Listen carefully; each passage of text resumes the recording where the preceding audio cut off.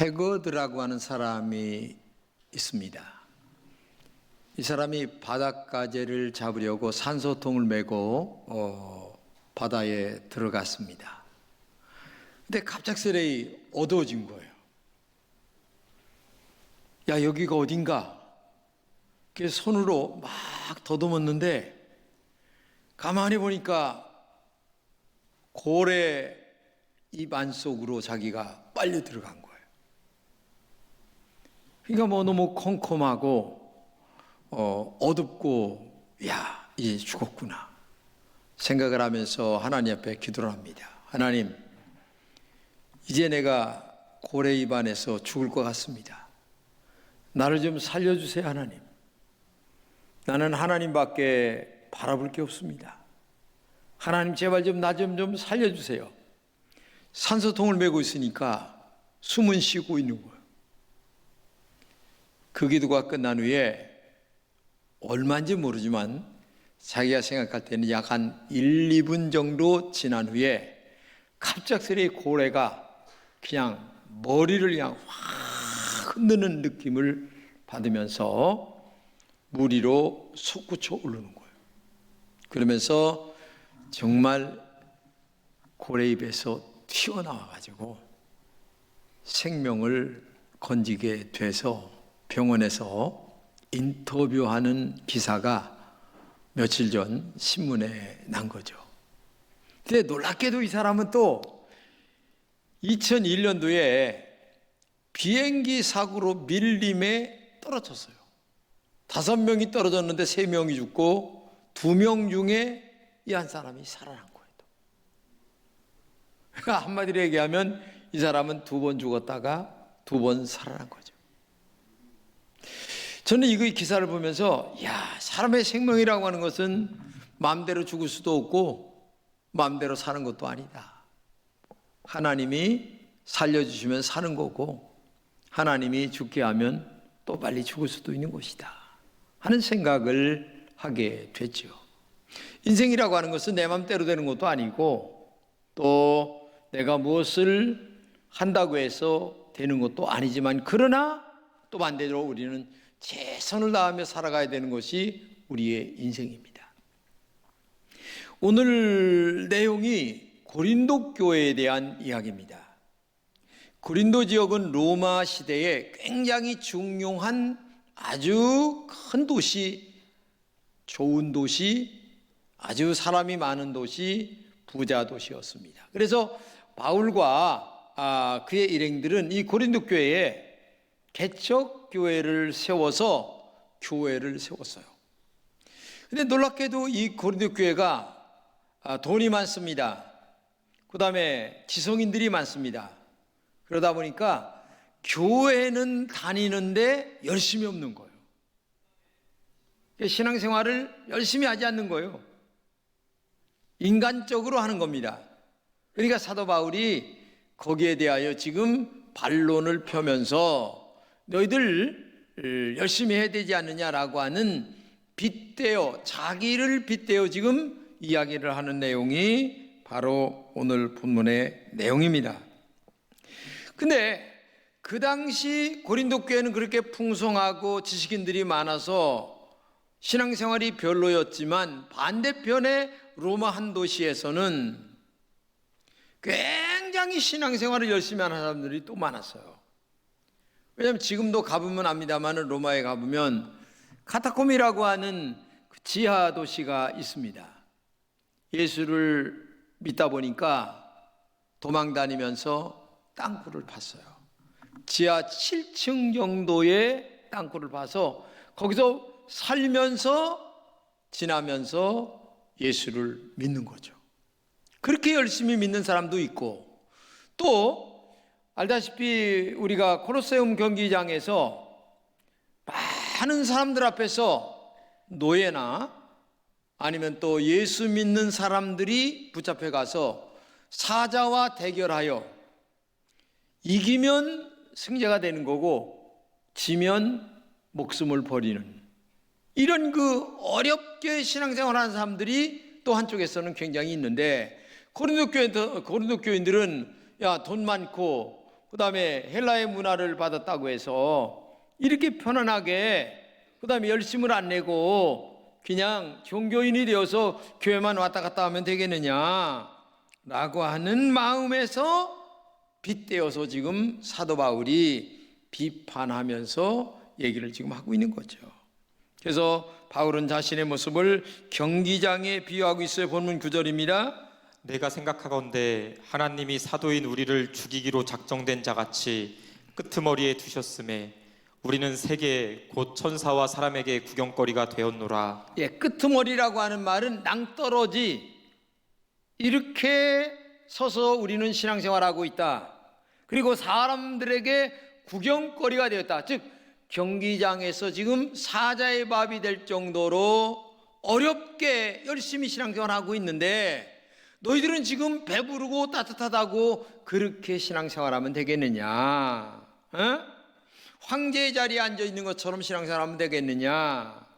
그러면서 영광을 넘어 누리고 있는 것 아니냐? 8절이죠. 너희가 이미 배부르며 이미 풍성하며 우리 없이도 왕이 되었도다. 왕처럼 신앙생활하면 되겠느냐? 우리는 이렇게 배고프며 어렵게 신앙생활하는데 하면서 얘기를 하는 거죠. 비유를 지금 극단적으로 지금 하고 있는 것입니다. 바울은 지금 복음 전파를 위해서 목숨을 걸고 일하고 있습니다. 모든 일에 최선을 다했습니다. 그런데도 고린도 교인들은 사도 바울을 비판했어요.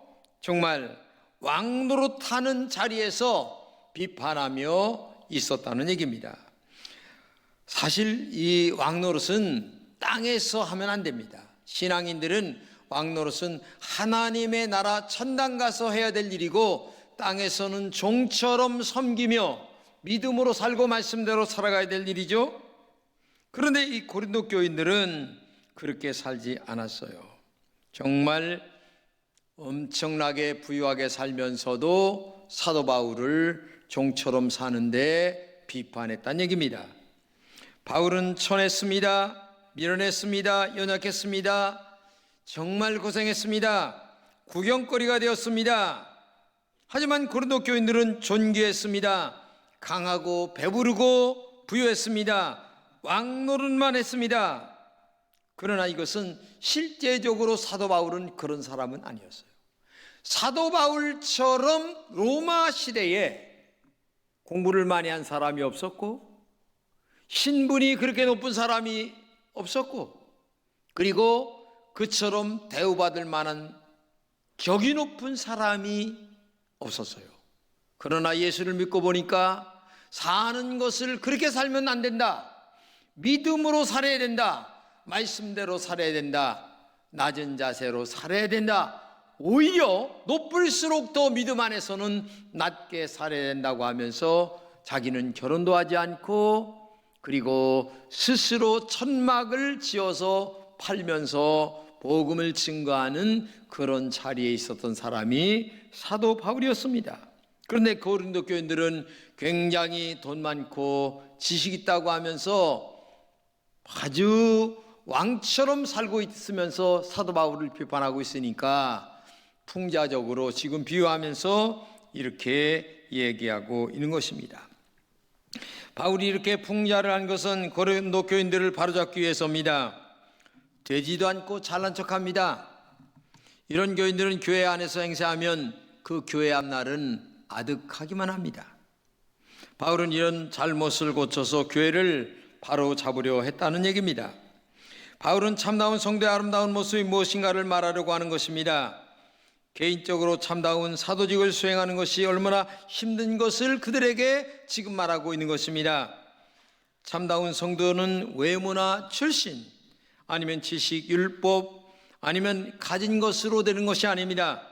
참다운 성도의 아름다움은 오직 한 가지, 바로 내면의 세계를 아름답게 만들고 영혼의 세계를, 영적인 것을 아름답게 만들고 그리고 눈물이 나도록 자기가 맡은 일에 최선을 다하며 열심히 살아가야 되는데 하나님이 주신 물질, 하나님이 주신 건강, 하나님이 주신 이런 위치를 가지고 육신의 쾌락만을 쫓아 살아가는 고린도 교인들을 지금 그래서는 안 된다. 이렇게 얘기하는 거죠. 본문 4장 11절 이하입니다. 바로 이 시각까지 우리가 줄이고 목마르며 헐벗고 매맞으며 정처가 없고 또 수고하여 친히 손으로 일을 하며 모욕을 당한즉 축복하고 박해를 받은즉 참고 비방을 받은즉 권면하니 우리가 지금까지 세상의 더러운 것과 만물의 찌꺼기 같이 되었도다. 사도 바울이 만물의 찌꺼기 같이 될 사람이 아까 얘기한 대로 아니에요. 위치나 배움이나 아니면 그 당시에 로마 시민권자로서의 모든 권리를 가지면 너희들보다 훨씬 더 나는 위에 있을 수 있었다.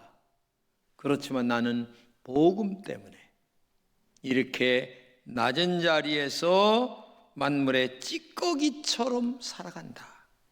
응?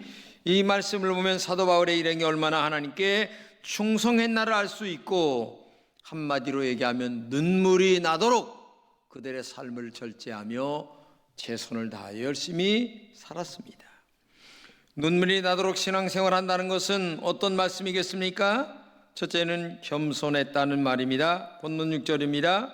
서로 대적하여 교만한 마음을 가지지 말게 하려 함이라. 예, 교만한 마음을 가지지 말라는 것은 반대로 얘기하면 겸손하게 살아가라. 네가 가진 것, 소유한 것, 배운 것 많이 딸지라도 교만하게 살지 말고 겸손하게 살아가라. 사람들은 조금만 잘난 것이 있으면 교만합니다. 자랑하고 싶어서 난립니다. 그러나 토마스 아퀴나스는 이렇게 얘기했습니다. 교만은 우리의 영혼을 죽이는 죄다. 그렇습니다.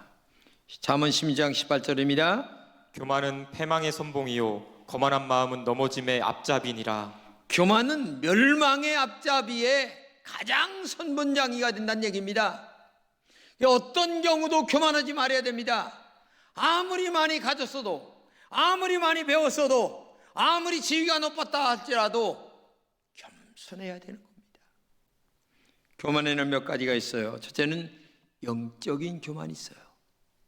교회 안에서 조금 기도 많이 하고 하나님의 거룩한 은사를 받으면 아주 기도 많이 한다고 교만해지는 사람들이 있는데 큰일 나는 겁니다. 기도 많이 할수록, 은사를 받을수록 겸손해야 되는 거죠. 지성적 교만이 있습니다. 배웠다고 교만한 사람 많습니다. 그런데 나에게 이런 지식을 주신 것은 다른 사람을 위해서 봉사하고 나보다 어려운 사람을 위해서 봉사하라고 주신 직책으로 알아야 된다는 얘기죠.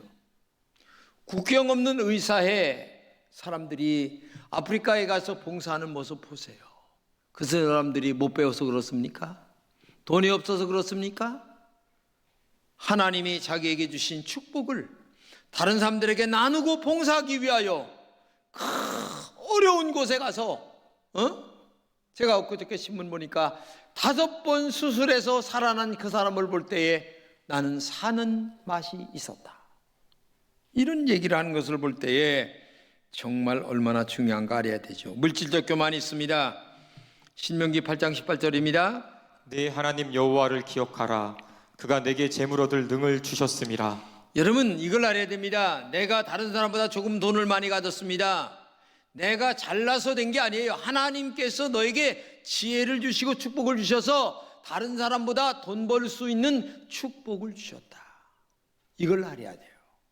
근데 우리는 내가 자꾸 내가가 주인이 되는 거예요. 이렇게 되다 보니까 교만해지는 거예요. 그래서 그 돈을 쓸 줄을 몰라. 어려운 자들을 위해서 사용할 줄을 모르는 거야. 나중에 자식에게 물려주지 마세요. 그거는 자식이 망하는 지름길이에요. 대학 가르치고 먹을만 하면 그걸로 끝나요. 어려운 사람들을 위해서 마지막 희생하고 죽으세요. 그게 우리의 문화는 안 돼 있는데 미국 사람들은 그게 문화가 돼 있지 않아요. 얼마나 멋있습니까? 사람이 살다가 그렇게 죽여야 되겠죠. 그렇기 때문에 오늘도 여러분과 제가 절대 교만하면 큰일이다. 이걸 꼭 기억해야 되겠죠. 베드로전서 5장 5절입니다. 다 서로 겸손으로 허리를 동이라. 하나님이 교만한 자를 대적하시되 겸손한 자에게는 은혜를 주시느니라. 예, 겸손한 자에게 은혜를 주신다는 것을 꼭 알아야 됩니다. 아이작 뉴턴이라고 한 사람은 이런 말했습니다. 내가 알고 있니 우주에 대한 지식은 바닷가에서 조개 껍질을 가지고 놀고 있는 어린 애들이 바다에 대해서 아는 것보다 더 적을 것이다. 이게 진정한 과학자의 겸손입니다. 뉴턴이 어떤 사람입니까? 대단한 것을 발견한 사람 아니에요? 그래서 유명한 교부 크리소스톰은 겸손은 모든 덕의 뿌리요 어머니요 기초다 이렇게 얘기했습니다. 많이 배울수록 많이 가질수록 지위가 높을수록 정말 어려운 자의 손을 붙들고 그들에게 내 돈을 가지고 밥을 살 줄 아는 그런 겸손함이 여러분들에게 있기를 진심으로 축복합니다. 두 번째는 열심히 살았다는 말씀이에요. 본문 11절 이해합니다. 바로 이 시간까지 우리가 줄이고 목마르며 헐벗고 매맞으며 정처가 없고 또 수고하여 친히 손으로 일을 하며 모욕을 당한즉 축복하고 박해를 받는즉 참고. 아까도 얘기했지만 사도 바울은 이렇게 살 사람이 아니고라는 말이죠. 그런데도 이렇게 사는 이유가 있습니다. 이렇게 사는 이유는 첫째는 바울은 육체보다 영혼이 먼저였습니다. 육체는 50년, 60년, 70년, 100년 살다가 땅속으로 들어가는 거예요. 그러나 이 영이라고 하는 것은 하나님과 교제하며 영원한 천국이냐 영원한 지옥이냐가 갈라지는 거예요.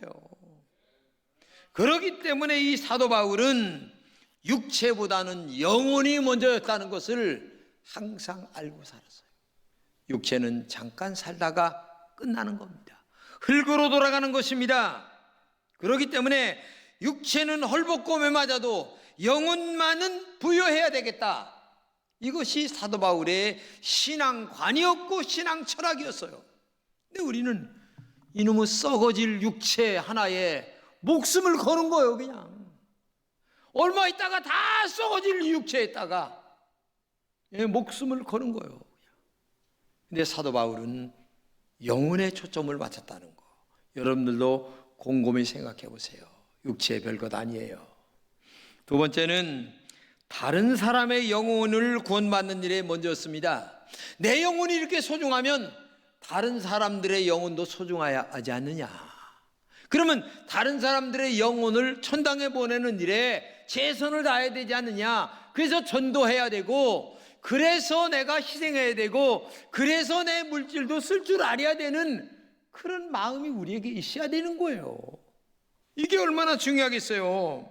그렇기 때문에 사도 바울은 물질 중심보다는 영혼 중심이었고, 내 영혼도 중요하지만 다른 사람의 영혼도 중요하다, 이런 신앙의 철학을 마음속에 갖고 살았기 때문에 자기의 모든 지위, 모든 물질, 모든 것들을 내려놓고 어려운 자들을 위해서 이렇게 살았다는 얘기입니다. 진정한 하나님의 사람은 영혼 중심인 사람이 되어야 됩니다. 참 성도는 다른 사람의 영혼을 위해서 헌신 봉사할 줄 아는 사람이 되어야 됩니다. 육체의 고난은 사실 길어봤댔자 별것 아니에요. 요한복음 16장 33절입니다. 세상에서는 너희가 환난을 당하나 담대하라. 내가 세상을 이기었노라. 여러분, 인생 길어봤자 100년이에요. 고생해봤자 별것 아니에요. 에?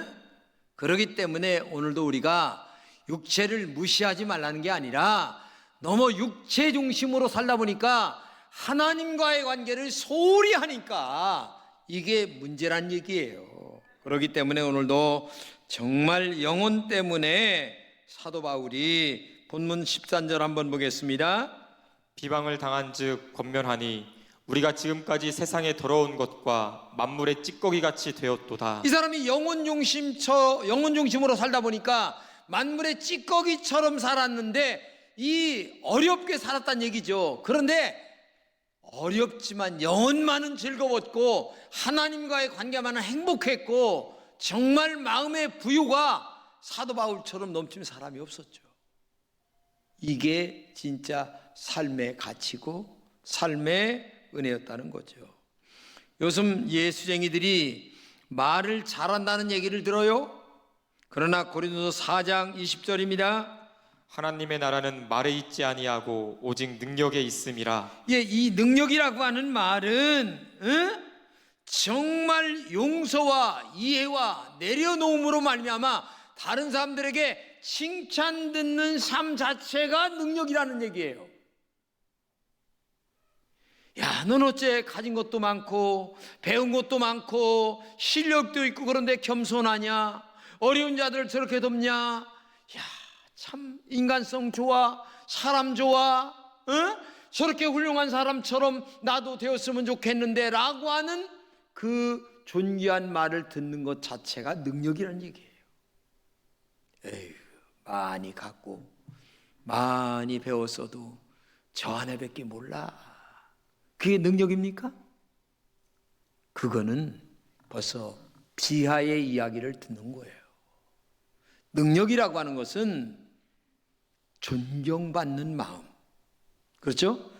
존경심이 가는 그 사람 됨됨이를 얘기할 때에 그게 능력이다. 그걸 얘기하는 거예요. 사실 이 세상은 경기장과 같습니다. 아까 콜로세움 경기장 얘기했죠. 경기장은 많은 관중들이 있습니다. 황제도 있습니다. 황제는 앉아가지고 손만 딱 한마디 하면 죽이고 살리고 그럽니다. 근데 우리는 사실 이 세상에서 황제처럼 사는 게 아니라 그 싸움을 지금 사자화하고 있는 그 사람처럼 낮은 자리에서 어려운 자들을 돕고 하나님 말씀대로 살고 믿음으로 살고 말씀대로 살아가는 것 자체가 하나님의 동행하심이 있기 때문에 그게 진정한 능력이라는 사실을 알아야 된다는 얘기예요. 비록 핍박받고 모욕받고 정말 어려움 속에 있는 것처럼 보여도 그 속에 하나님이 지금 함께하고 있다고 하는 사실을 우리가 알아야 된다는 얘기입니다. 왜? 하나님이 도와주심이 있고 하나님이 함께하심이 있고 하나님의 동행하심이 지금 함께하는 그 자리가 진정한 능력이 있는 자리이기 때문에 그렇다는 얘기죠. 영국의 두 아이의 엄마 샬롯 키틀리의 이야기입니다. 36세에 대장암 받습니다. 방사선 치료도 받기도 하고 화학물 치료도 받기도 했고, 그러나 죽음은 끝내 그를 내려놓지 못하는데 그를 그냥 정말 끌고 가죠. 죽음이. 마지막 그의 일기장에 쓰여진 글을 잠깐 좀 한번 읽겠습니다. 살고 싶은 날이 많은데 저한테는 허락하지 않네요. 아이들 커가는 모습도 보고 싶습니다. 남편에게 못된 마누라로 늙어보고 싶습니다. 그럴 시간을 주지 않네요. 매일 아침 아이들에게 일어나라고 소리 지르는 날이 행복이었습니다. 살고 싶어서 모든 치료 다 받아봤습니다. 하지만 장례식 문제를 미리 처리해 놓고 매일 아침 아이들 껴안아주고 뽀뽀해 줄 수 있다는 것이 새삼 너무 감사하게 느껴졌어요. 얼마 후 나는 남편의 곁에서 잠을 깨는 기쁨을 잃게 될 것입니다. 남편은 무심코 커피잔 2개를 꺼냈다가 이제 커피는 한 잔만 타도 된다는 사실에 슬퍼하겠지요. 딸아이 머리 따줘야 하는데 아들 녀석 잃어버린 레고의 조각은 누가 찾아줄까요? 6개월 시한부 판정을 받고 22개월을 살았습니다. 그런 덕에 초등학교 입학 첫날 아이를 학교에 데려다주는 기쁨을 품고 갈 수 있게 되었습니다. 녀석의 첫 번째 흔들거리던 이빨이 빠져 그 기념으로 자전거를 사주러 갔을 때는 정말 행복했어요. 복부 비만 그거 한번 가져봤으면 좋겠습니다. 휘어지는 머리카락 한번 뽑아봤으면 좋겠습니다. 저는 한번 늙어보고 싶어요. 부디 삶을 즐기면서 사세요. 두 손으로 삶을 꼭 붙드세요. 여러분이 부럽습니다. 눈물이 나도록 열심히 사시기 바랍니다. 눈물이 나도록 열심히. 저는 이 글을 읽으면서 많은 생각을 했습니다. 여러분 지금 숨쉬고 있다는 것 자체가 얼마나 축복인가 알아야 돼요. 감사해야 돼요. 나는 자신과 이웃에게 부끄럽지 않고 정말 자식들 앞에서나 하나님 앞에서 얼마나 열심히 살고 있는가? 내 자신에게 충성하고 있는가? 다른 사람이 볼 때에도 충성하고 있는가? 하나님 앞에 얼마나 감사하며 살고 있는가? 내가 정말 어려운 자들에게 작은 물질이라도 희생하고 있는가? 한번 자신을 정말 돌아보면서 우리 한 번 더 열심히 믿음으로 사시기를 바랍니다. 열심히 사시기 바랍니다. 눈물이 나도록 우리 한 번 남은 시간 하나님이 부르실 때까지 최선을 다하여 열심히 살다가 하나님 앞에 가는 그런 은혜가 여러분들에게 있기를 진심으로 축복합니다.